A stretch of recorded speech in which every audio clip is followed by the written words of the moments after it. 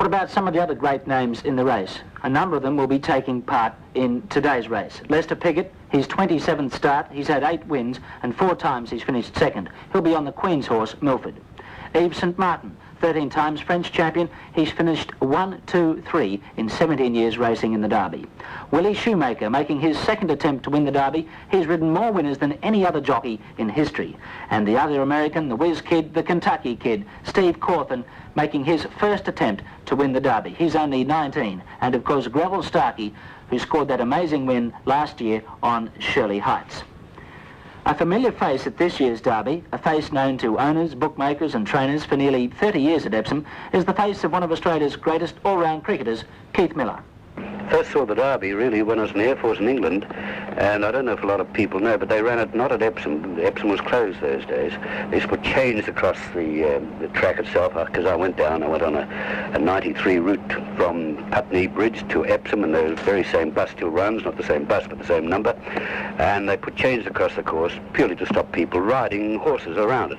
But those days, wartime, they ran them up at Newmarket, which is very close to Cambridge, and that's the first Derby I ever saw, and a horse won it. It was called Straight Deal, owned by a woman called Dorothy Paget, who's one of the biggest owners of those days. And it's very interesting to see that the second and third horse were both owned by the Aga Khan.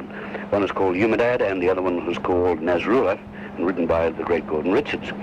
And soon after that, Nasrullah, although it didn't win the Derby that year, it went to America and became one of the greatest sires the racing game's ever known.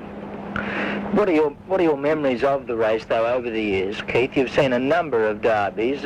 Why is it such an attractive race? Well, it's rather funny that you go to Epsom itself. Now, I've seen Jim is getting towards, I'm not certain exactly how many, but it's got to be between 25 and 30 derbies, and this will make another one. So, I'm pretty used to it, and I don't know, year in, year out I go there, and it's like going to the Melbourne Cup, only in a different way. You get trampled to death on Melbourne, but there's much more space at Flemington, say. But you go to Epsom, and there's only a couple of roads into it, and you get held up in the traffic, and usually June, they call it Flaming June in England, because they're usually hot, although this summer has been a bit cooler and wetter, I notice. But you go there, and you get there, and you get trampled to death. You get in among the mob, and you have the gypsies there, and you have the tic-tackers there. You also... There's something about Epsom, it grows on you, and frankly it reminds me of Lord's Cricket Ground, because when I first saw Lord's Cricket Ground I did not like it, but the more I played at Lord's, the more I liked it. It's sort of one of those funny things that grow on you. And I say, Epsom grows on you, and to me there's only one great race in the world, not one great race, I wouldn't say that because I love the Melbourne Cup, but Epsom must be the most important race on the racing calendar, and it always will be as far as I'm concerned, but I'll have to go there. What about the personalities involved in the race? Apart from the great horses that we've seen in a long period, what about some of the personalities that you can recall in your association with the race? Well, some of the great personalities, I find that when I ride there, you see, I've been going for so long, you get to be part of the English racing scene. For instance, I can go there and I know the guys, they sell papers. You see, racing's on every day in England for 6 days of the week. And if you go there a lot, which I do, you get to know the boys who sell the papers. Of course, the boys, some of them pretty old men now. And you get in there and you know the fellows behind the bars, you know the tic-tackers. You get to know the bookmakers. It's quite interesting. When I first went to England, or when I'd been going for quite a while, I used to go, when I was writing for the papers over there, I used to go from our summer into their winter, and I usually be pretty brown. And the bookmakers would be there shrugged up and white in colour, in the English winter. So very often I'd walk around the corner and they'd see me and they'd say, something horse to be 6-4. They'd say, 6-4 the field, 6-4 the field. And there's somebody spot me and they'd say, hey, look at this bronze Aussie coming around the corner. Summer's around the corner. That horse is now 7-4 the field. And then you see some old guy comes up and says, I'll have 70-40. Sorry, sir, go on to that bronze Aussie over there. It's now 6-4 the field. But that is the impact. You get to know them, if you go as much as I do. You get to know the people and you become part of the racing scene. Looking back over that period, have you had much success as a punter on the race? Can you tell us a story or two about some of your... Well, yes, I can tell. No, I'll tell you one of my great success stories. There's a very great horse called Sir Ivor. And I happened to be going to West Indies, but I went via England. I was going to cover the cricket tour. The Australians were playing in the West Indies, and I went via London, which is quite a long way round. And I happened to be playing golf at the Royal Mid-Surrey with Ronnie Hutchinson, the Australian jockey. And Hutchie of those days was the top man. He and Scobie and Bill Williamson, of course, so they were the top men riding for Australia. And on this bleak, awful day, cold and icy, and we're just walking around, and Hutchie said to me, he says, I was talking to Lester Piggott the other day, And he said he thinks he'll win the Derby with Sir Ivor.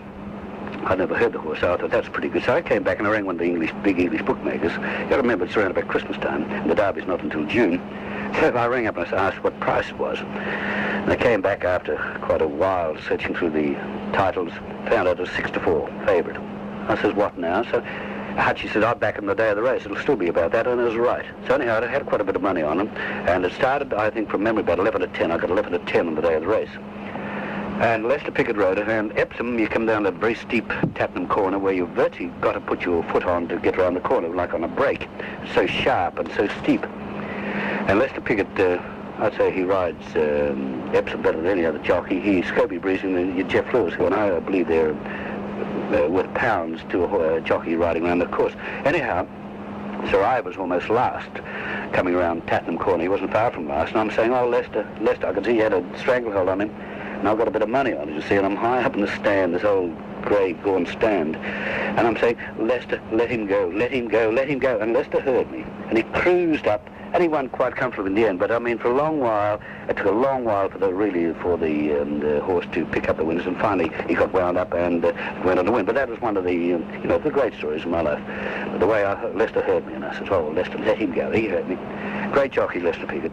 Monsignor's running on to be fourth, but it's Potgrove for England now with 150 yards to go in the last furlong. It's Potgrove from the Minstrel, Flashy Grove in third place. Potgrove and the Minstrel. Leicester Pickett putting in a tremendous finish on the Minstrel, but Potgrove is holding him, and now the Minstrel goes on. The Minstrel stretches the race. The Minstrel wins it. Potgrove is second, Flashy Grove is third. Leicester Pickett, everybody's favourite, landing his 8th Derby winner. Well, what about the atmosphere of Derby Day? Earlier, we received this report from Derek Thompson and Peter Bromley at the track. Now, 500,000 people are expected to crowd onto these famous Epsom Downs. Top hats and morning suits in the club enclosure, shirt sleeves and braces just about everywhere else. There'll be the open-top buses, the gypsies, the fairground, the tipsters, the characters and the atmosphere that make the Derby such a unique occasion. And with the going absolutely perfect, 23 runners will line up at the mile-and-a-half start. La Marmo and Sir Chris were the overnight withdrawals. Well, Peter, before we discuss the runners, what about the course? Because Epsom is really a test for both horse and jockey. Yes, and if you look at the records, you'll find that it is the top-class jockeys that win derbies. In fact, Leicester Pickett has won 8 of the 20 races that I've broadcast. But the course rises very steeply in the first half mile, and that sort of puts paid to the non-stayers in the race. And then I think the key part of the race is about halfway round the Tattenham turn, Tattenham Hill, where the course drops sharply to the left and they go round the corner. Here, I think the jockeyship really counts, because you've got a lot of flotsam falling back as beaten horses drop back on the rails. And Leicester Pickett just seems to be able to weave his way around and miss out all the trouble. And this is really one of where the Derby is won, and in fact in many years is lost. And then you've got the straight and the last uphill struggle. Well, that's where really you test the courage of the horse. The Derby is never won by a bad horse, and it's never won by a bad jockey. And I think that really you want to look at courage, stamina, speed, and jockeyship. Those are the qualities that win this most difficult of all horse races to win. Well, let's see which horse has got those qualities. Let's start with the favourite, Milford, owned by Her Majesty the Queen, trained by Dick Hern, one of his 3 runners incidentally, and ridden by 8 times winner Leicester Pickett. Now, this horse is unbeaten this season, and to me, he's a worthy favourite. Oh, he's a lovely horse. He is a distance winner. He won the Lingfield Trial. He's a powerful horse. He's full of quality. The only thing about him is I think he might be even better in the autumn. He's just a little bit immature, but no doubt Leicester Pickett will get the better of him, and I'm sure that he'll run extremely well for Her Majesty, who incidentally has never won a derby. She's won all the other classics.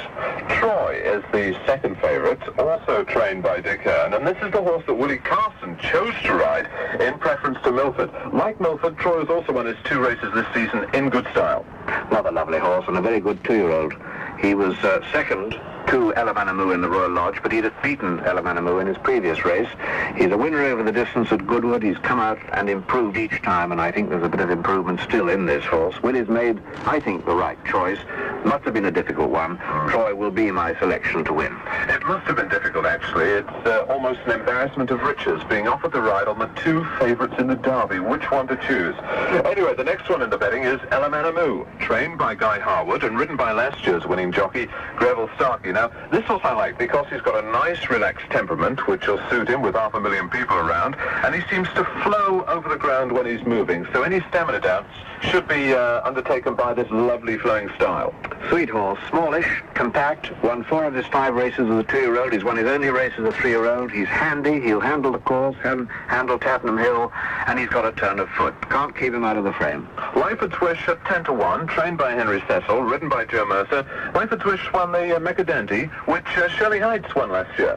Yes, and he's a tough horse, too, because he looked like he was going to be beaten in the Mercadante, but he pulled out a little bit more under strong driving. Very, very courageous. He's drawn 1. I wouldn't be surprised if Joe Mercer doesn't bounce him out of the stalls and make the running. That's the one they've got to catch in the straight. At 12-1 is the first of the Irish horses, Noelino, who's trained by 69-year-old Paddy Prendergast, and he says this is the best horse he's ever run in the Derby. Well, I wouldn't ever take issue with Paddy Prendergast, one of the best judges and a superb trainer. Noelino is not terribly fashionably bred, but he's unbeaten. He's won 1 race as a 2-year-old and 1 race this season. He's a lovely horse. He's certainly going to stay, and I wouldn't put him out of the first 4 either. And the other 2 Irish runners, Accomplice, trained by Vincent O'Brien, well, that's the one Lester Piggott would have ridden, but he got off to ride Milford, and Dickens Hill, who won the Irish 2,000 guineas. Classic form. Classic form, a Guineas winner, ridden by Tony Murray, by Mount Hagen. He might just not quite stay the trip, but he's another Guineas winner, the other one, of course, being Tap on Wood, Barry Hill's best horse. What about the 2 from France, Northern Baby and Son of Love? Well, neither are in the top rank. They've both been placed in good races, but they haven't really cut much ice in France. In fact, I think the Irish challenge is much stronger than the French challenge this year. Well, now we come to the Barry Hills challenge. I call it that because he's got 3 runners in the race, and what a good trio they are. They're Tap on Wood, the 2,000 guineas winner, ridden by the $6 million kid, Steve Cawthon, Cracker Val, ridden by the other American jockey, Willie Shoemaker, and 2 of Diamonds, the mount of Ernie Johnson. I think Barry Hills must be quietly confident of going close with all 3. In fact, he's just a little bit unlucky to have 3 good horses in 1 year. It would be nice if they'd been spaced out. He had Crackerval next year and 2 of Diamonds the year after. But I'm sure Steve Cawthon has made the right choice to choose the Guineas winner. There may be stamina doubts here. He's by a miler, and a mile that would appear to be Tap on Wood's best distance. But he's an improving horse, and he's got plenty of stamina on the dam side. And after all, when you've won a classic on a horse, you don't discard him. So Steve stuck to his classic winner. And this, I think, is perfectly correct and understandable, because the 2,000 guineas form has worked out wonderfully well. Young Generation, who was 3rd in that race, has come out and won in Paris on Sunday and won another good race, the Lockinge Stakes.